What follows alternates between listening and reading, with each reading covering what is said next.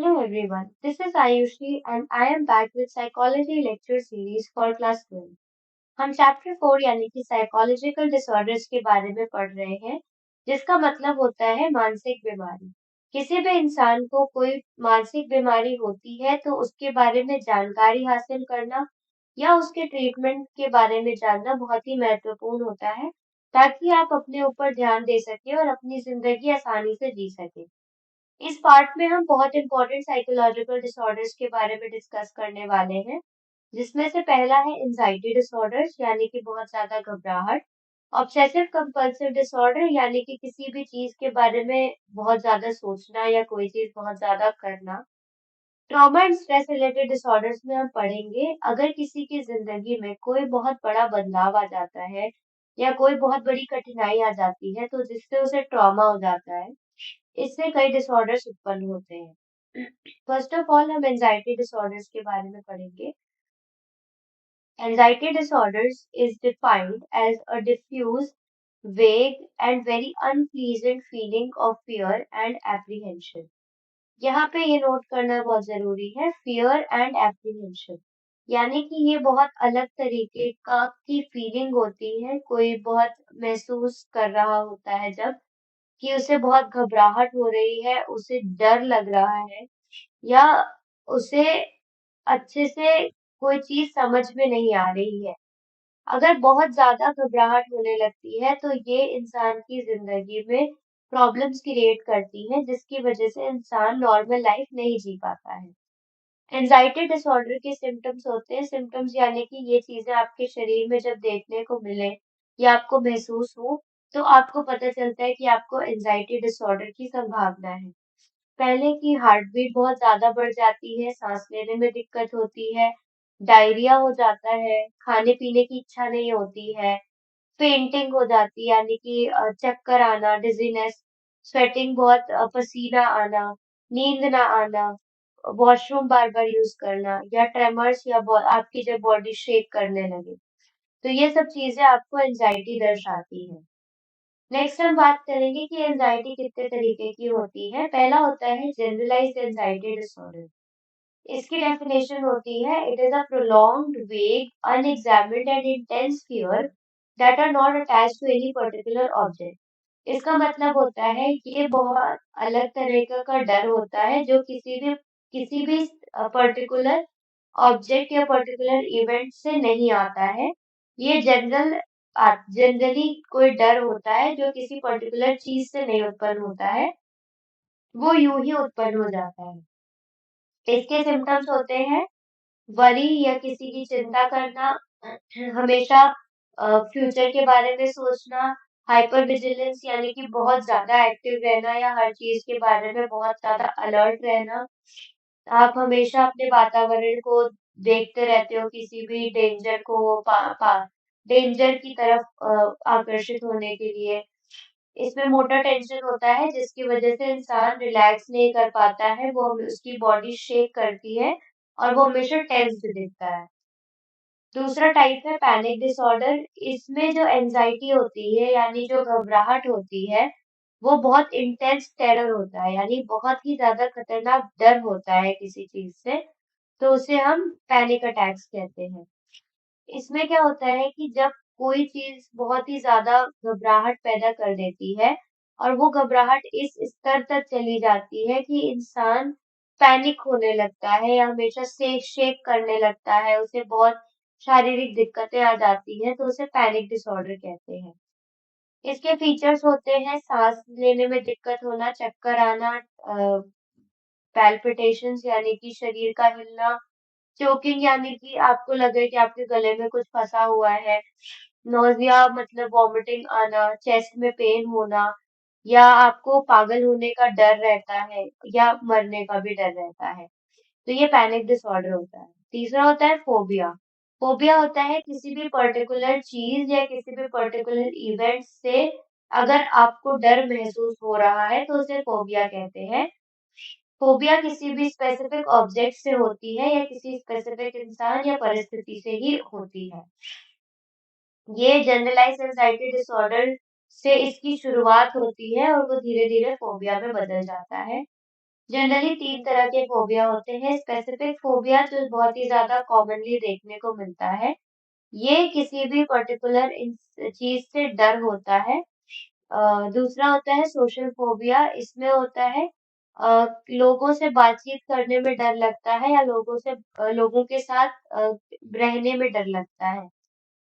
Agoraphobia होता है कि किसी भी आप अगर किसी सिचुएशन को या किसी स्थिति को नहीं जान रहे हो, तो उसमें जाने से आपको डर लगता है। जिनको एगोराफोबिया होता है, वो लोग अक्सर अपने घर से निकलने से भी डरते हैं। एगोराफोबिया के ऊपर एक मूवी बनी थी बॉलीवुड में जिसका नाम था फोबिया। अगर आपको इसमें और इंटरेस्ट है तो आप उस मूवी को देख सकते हैं। चौथा है सेपरेशन एंजाइटी डिसऑर्डर। इसमें जो छोटा बच्चा होता है, वो अपने माँ-बाप या अटैचमेंट फिगर उसका जो भी हो जिससे वो बचपन से बहुत ही क्लोज होता है, उससे अलग होने से डरता है। बच्चा अकेले रूम में नहीं रह पाता है, स्कूल अकेले जाने से डरता है और नई सिचुएशंस में जाने से भी डरता है। वो जो अलग न होना होता है, उससे बचने के लिए बच्चे चिल्लाते हैं, रोते गाते हैं, टैंट्रम्स करते हैं और कभी-कभी वो ऐसा भी जताते हैं कि वो सुसाइड करने जा रहे हैं। तो ऐसा होता है कि वो अपने अटैचमेंट फिगर से अलग नहीं होना चाहते हैं। एंजाइटी डिसऑर्डर को और अच्छे से जानने के लिए यहाँ पे एक केस स्टडी दी है जिससे आपको पता चल जाएगा कि असल में एंजाइटी डिसऑर्डर होता कैसे है। एक बार घर जाते टाइम रवि को अपनी हार्ट बीट बहुत ज्यादा चलती हुई समझ में आई। उसे बहुत पसीना हो रहा था और सांस लेने में भी दिक्कत हो रही थी। वो इतना डर गया कि उसने अपनी गाड़ी रोकी और वो बाहर निकल गया। इसके बाद कुछ महीनों के बाद ये जो अटैक्स थे ये बढ़ने लगे और जिसकी वजह से उसे ड्राइव करने से भी डर लगने लगा कि अगर वो किसी भी ट्रैफिक जैम में उसको ये वाला अटैक आ जाएगा तो कितनी प्रॉब्लम हो सकती है। उसको ऐसा लगने लगा कि वो पागल हो गया है और जल्दी मर जाएगा। वो अक्सर अंदर घर के अंदर ही रहता था और घर से बाहर जाने से मना कर देने लगा। तो ये होते हैं एंजाइटी डिसऑर्डर। इसमें रवि को आप देख रहे हो कि उसको हार्ट बीट बढ़ गई है, स्वेटिंग हो रहा है, सांस लेने में दिक्कत हो रही है। वो घर से नहीं निकल पा रहा, ड्राइव नहीं कर पा रहा, प्रॉपर उसकी जो जिंदगी का फंक्शनिंग है वो रुक सा गया है। वो अपनी फंक्शनिंग नहीं कर पा रहा है इस घबराहट के डर से। नेक्स्ट हम पढ़ेंगे obsessive compulsive and related disorders के बारे में।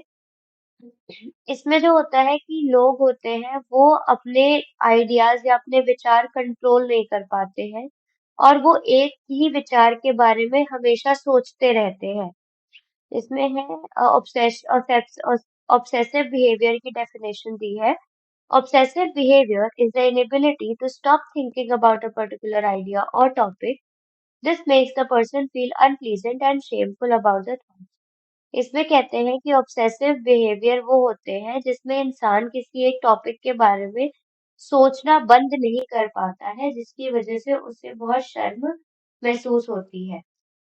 ये जो उसकी सोच होती है जो किसी एक चीज के बारे में हमेशा सोचते जा रहा है, इसको कम करने के लिए इंसान कंपल्सिव बिहेवियर अपनाता है यानी कि वो एक ही चीज बार बार करता है ताकि उसकी सोच कम हो सके। इसमें होता है कि एक इंसान कुछ व्यवहार को करना इतना ज्यादा करने लगता है कि वो अपनी जिंदगी आसानी से जी नहीं पाता और वो वही व्यवहार अक्सर कर करता रहता है। इसमें ज्यादातर देखने को मिलता है कि इंसान हमेशा काउंटिंग करता रहता है, ऑर्डर करता रहता है, हमेशा चीजों को चेक करता रहता है, छूता रहता है या वॉश करता रहता है। इससे रिलेटेड जो और डिसऑर्डर्स होते हैं, होर्डिंग डिसऑर्डर, इसमें क्या होता है इंसान चीजों को अपने पास संभाल के रखना चाहता है भले ही वो खराब हो गए हो। ट्रिकोटिलोमेनिया होता है हेयर पुलिंग। इसमें इंसान अपने बाल बार बार खींचता रहता है और उसको तोड़ता रहता है। एक्सफोलिएशन में इंसान अपनी स्किन को ऐसे पिक करता रहता है या स्किन को हमेशा छीलना चाहता है। ऑब्सेसिव कंपल्सिव डिसऑर्डर से रिलेटेड एक केस स्टडी है। इसमें मोहन नाम का एक इंसान था। उसको इस थॉट से या इस विचार से वो इस विचार को वो बंद नहीं कर पाता था कि मे बी वो रोड पे एक्सीडेंट कर दे।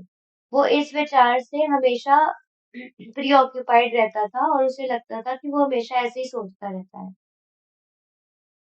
इस विचार को कम करने के लिए वो हमेशा उस जगह पे जाता रहता था जहाँ पे उसने ड्राइविंग की है, ये देखने के लिए कि कहीं उसने कोई एक्सीडेंट तो नहीं किया है।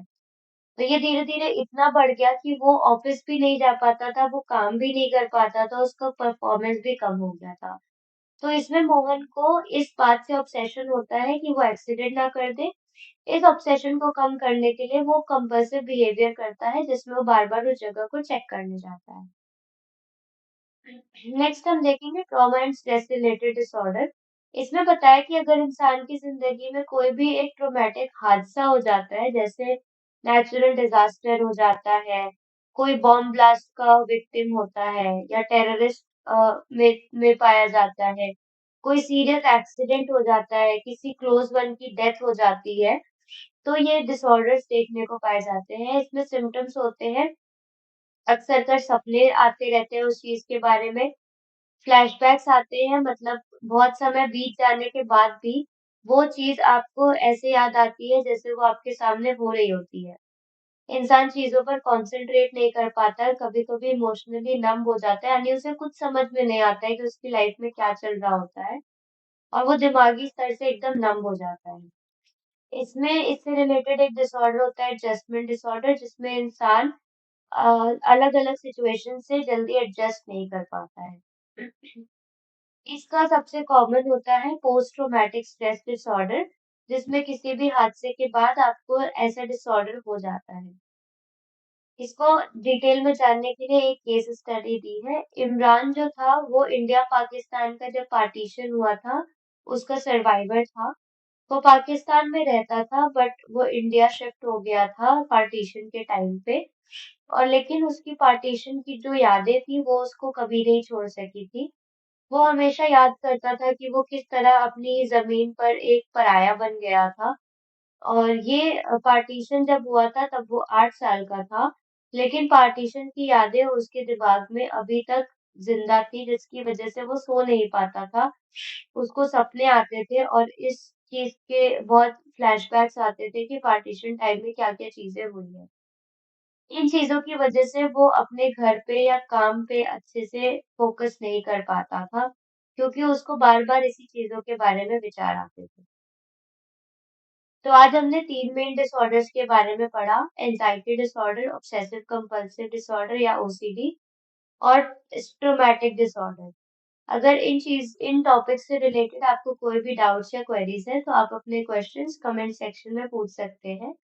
ऐसे ही साइकोलॉजी से रिलेटेड एजुकेशनल वीडियोस के लिए गुरुकुल चैनल को सब्सक्राइब करना ना भूलें।